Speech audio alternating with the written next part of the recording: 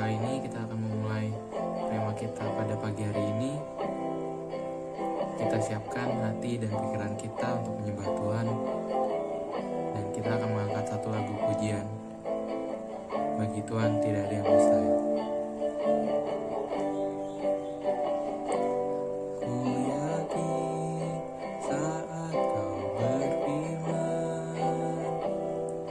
ku menang saat kau bertindak.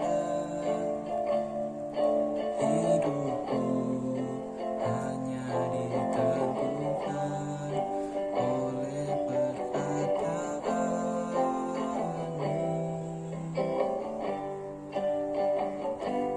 Ku aman karena kau menjaga. Ku kuat karena kau menopang. Hidupku hanya ditentukan oleh kuasa-Mu. Bagi Tuhan tak ada yang mustahil. Bagi Tuhan tak ada yang tak mungkin. Mukjizatnya disediakan bagiku.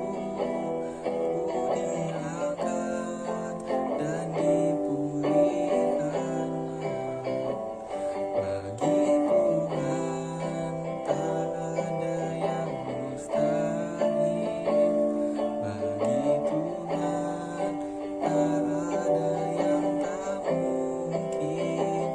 Mukjizatnya disediakan bagiku. Ku diangkat dan dipulihkannya. Ku diangkat dan dipulihkannya. Ku diangkat dan dipulihkannya. Sebelum kita memulai pembacaan firman pada kali ini, mari kita bersatu di dalam doa. Selamat pagi Tuhan Yesus, terima kasih karena Engkau telah memberkati kami semua dari malam hari hingga saat ini. Ya Tuhan, pada kali ini kita akan membaca sedikit dari firman-Mu. Semoga apa yang kami baca dapat kita jadikan rema bagi kehidupan kami sehari-hari. Dalam nama Tuhan Yesus, kami sudah berdoa dan mengucap syukur. Haleluya, amin. Markus 9. Katanya lagi kepada mereka, "Aku berkata kepadamu, sesungguhnya di antara orang yang hadir di sini ada yang tidak akan mati sebelum mereka melihat bahwa kerajaan Allah telah datang dengan kuasa." Yesus dimuliakan di atas gunung. 6 hari kemudian, Yesus membawa Petrus, Yakobus, dan Yohanes, dan bersama-sama dengan mereka, ia naik ke sebuah gunung yang tinggi. Di situ mereka sendirian saja. Lalu Yesus berubah rupa di depan mata mereka, dan pakaiannya sangat putih berkilat-kilat. Tidak ada seorang pun di dunia ini yang dapat menglantang pakaian seperti itu. Maka nampaklah kepada mereka Elia bersama dengan Musa. Keduanya sedang berbicara dengan Yesus. Kata Petrus kepada Yesus, "Rabi, betapa bahagianya kami berada di tempat ini. Baiklah, kami dirikan 3 kemah. Satu untuk engkau, satu untuk Musa, dan satu untuk Elia." Ia berkata demikian, sebab tidak tahu apa yang harus dikatakannya, karena mereka sangat ketakutan. Maka datanglah awan menaungi mereka, dan dari dalam awan itu terdengar suara, "Inilah anak yang kukasihi, dengarkanlah dia." Dan sekonyong-konyong waktu mereka memandang sekeliling mereka, mereka tidak melihat seorang pun lagi bersama mereka, kecuali Yesus seorang diri. Pada waktu mereka turun dari gunung itu, Yesus berpesan kepada mereka, supaya mereka jangan menceritakan kepada seorang pun apa yang telah mereka lihat itu, sebelum Anak Manusia bangkit dari antara orang mati. Mereka memegang pesan tadi sambil mempersoalkan di antara mereka, apa yang dimaksud dengan bangkit dari antara orang mati. Lalu mereka bertanya kepadanya, "Mengapa ahli-ahli Taurat berkata bahwa Elia harus datang dahulu?" Jawab Yesus, "Memang Elia akan datang dahulu dan memulihkan segala sesuatu. Hanya bagaimanakah dengan yang ada tertulis mengenai anak manusia, bahwa ia akan banyak menderita dan akan dihinakan. Tetapi aku berkata kepadamu, memang Elia sudah datang dan orang memperlakukan dia menurut kehendak mereka, sesuai dengan yang ada tertulis tentang dia." Yesus mengusir roh dari seorang anak yang bisu. Ketika Yesus, Petrus, Yakobus, dan Yohanes kembali pada murid-murid lain, mereka melihat orang banyak mengerumuni murid-murid itu, dan beberapa ahli Taurat sedang mempersoalkan sesuatu dengan mereka. Pada waktu orang banyak itu melihat Yesus, tercenganglah mereka semua dan bergegas menyambut dia. Lalu Yesus bertanya kepada mereka, "Apa yang kamu persoalkan dengan mereka?" Kata seorang dari orang banyak itu, "Guru, anakku ini kubawa kepadamu, karena ia kerasukan roh yang membisukan dia. Dan setiap kali roh itu menyerang dia, roh itu membandingkannya ke tanah, lalu mulutnya berbusa, giginya bekertakan, dan tubuhnya menjadi kejam. Aku sudah meminta kepada murid-muridmu supaya mereka mengusir roh itu, tetapi mereka tidak dapat." Maka kata Yesus kepada mereka, "Hai kamu angkatan yang tidak percaya, berapa lama lagi aku harus tinggal di antara kamu? Berapa lama lagi aku harus sabar terhadap kamu? Bawalah anak itu kemari." Lalu mereka membawanya kepadanya.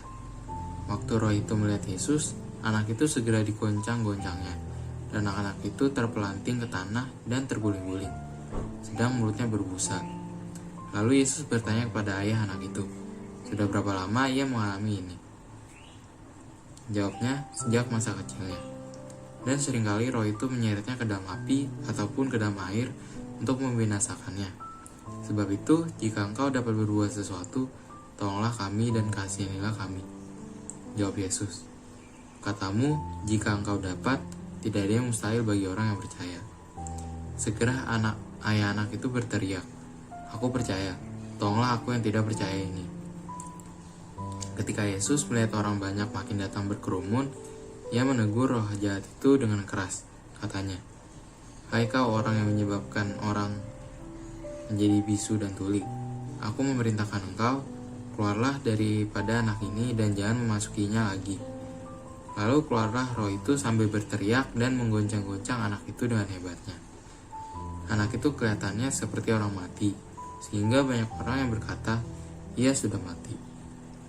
Tetapi Yesus memegang tangan anak itu dan membangunkannya. Lalu ia bangkit sendiri.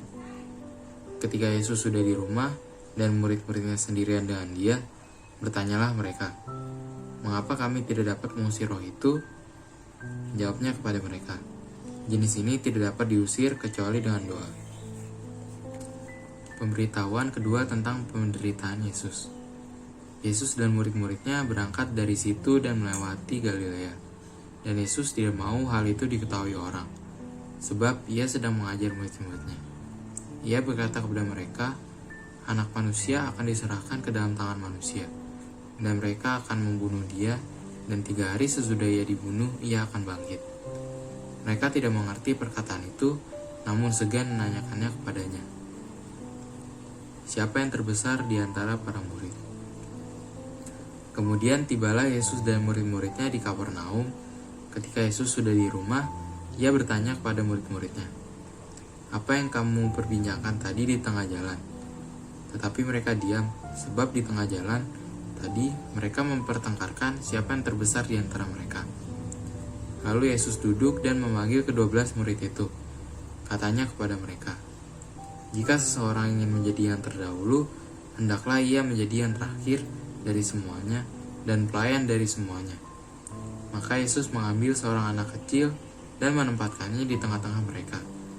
Kemudian ia memeluk anak itu dan berkata kepada mereka, "Barang siapa menyambut seorang anak seperti ini dalam namaku, ia menyambut aku. Dan barang siapa menyambut aku, bukan aku yang disambutnya, tetapi dia yang mengutus aku." Seorang yang bukan murid Yesus mengusir setan. Kata Yohanes kepada Yesus, "Guru, kami lihat seorang yang bukan pengikut kita mengusir setan demi namamu." Lalu kami cegah orang itu karena ia bukan pengikut kita. Tetapi kata Yesus, jangan kamu cegah dia, sebab tidak seorang pun yang telah mengadakan mukjizat demi namaku dapat seketika itu juga mengumpat aku. Barang siapa tidak melawan kita, ia ada di pihak kita. Aku berkata kepadamu, sesungguhnya barang siapa memberi kamu minum secangkir air oleh karena kamu adalah pengikut Kristus, ia tidak akan kehilangan upahnya. Siapa yang menyesatkan orang tentang garam? Barang siapa menyesatkan salah satu dari anak-anak kecil yang percaya ini, lebih baik baginya jika sebuah batu kilangan diikatkan pada lehernya, lalu ia dibuang ke dalam laut. Dan jika tanganmu menyesatkan engkau, penggalah. Karena lebih baik engkau masuk ke dalam hidup dengan tangan kudung daripada dengan utuh kedua tanganmu dibuang ke dalam neraka, ke dalam api yang tak terpadamkan. Di tempat itu, ulatnya tidak akan mati dan apinya tidak akan padam. Dan jika kakimu menyesatkan engkau, penggalah. Karena lebih baik engkau masuk ke dalam hidup dengan pimpang daripada dengan utuh kedua kakimu dicampakkan ke dalam neraka. Di tempat itu, ulatnya tidak akan mati dan apinya tidak akan padam. Dan jika matamu menyesatkan engkau, cungkilah. Karena lebih baik engkau masuk ke dalam kerajaan Allah dengan bermata satu daripada dengan bermata dua dicampakkan ke dalam neraka, di mana ulat-ulat bangkai tidak mati dan api tidak padam. Karena setiap orang yang digarami dengan api, garam memang baik, tetapi jika garam menjadi hambar, dengan apakah kamu mengasinkannya? Hendaklah kamu selalu mempunyai garam dalam dirimu dan selalu hidup berdamai dengan seorang dengan yang lain. Demikian pembacaan firman Tuhan. Rema yang saya dapat dari firman ini terdapat di ayat yang ke-23. Jawab Yesus, katamu jika engkau dapat, tidak ada yang mustahil bagi orang yang percaya. Di sini kita bisa belajar bahwa jika kita hidup percaya di dalam Tuhan, semua masalah atau pergumulan yang sedang kita hadapi, baik dari diri kita sendiri maupun dari keluarga kita, semuanya itu dapat diselesaikan. Tidak ada semua permasalahan itu yang mustahil bagi Tuhan. Sekian Rema pada pagi hari ini. Mari kita tutup dalam doa. Tuhan Yesus, terima kasih karena Engkau telah memberkati kami semua saat membaca firman pada kali ini. Semoga firman yang telah kami baca pada pagi hari ini dapat menjadikan rema bagi hidup kami sehari-hari. Ya Tuhan, sekarang kami ingin siap memulai kegiatan semua aktivitas kita pada pagi hari ini. Tuhan berkati dari awal, pertengahan hingga akhir, agar semuanya berjalan dengan lancar tanpa kekurangan suatu apapun. Dalam nama Tuhan Yesus, kami sudah berdoa dan mengucap syukur. Amin.